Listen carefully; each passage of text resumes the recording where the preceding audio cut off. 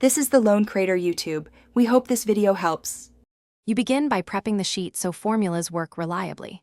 Select a clear header row and format it bold. This prevents misreads by functions. Next, enter sample rows, a date, item name, quantity, unit price, and leave total blank. Once done, lock headers using View Freeze. That keeps context when you scroll.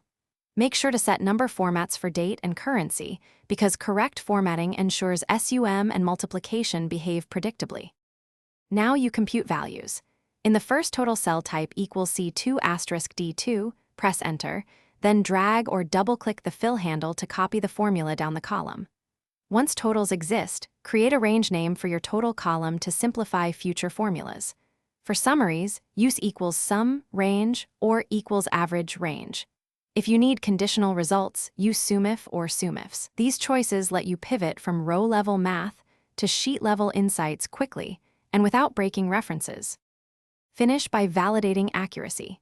Switch calculation to automatic so results update instantly, then scan for errors.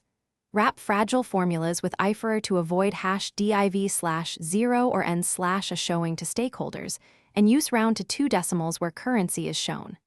Once done, run show formulas to visually inspect logic and trace dependents to confirm cell links. If numbers look off, filter for zeros or blanks and recheck input formatting. That fixes most common mistakes. Thanks for watching.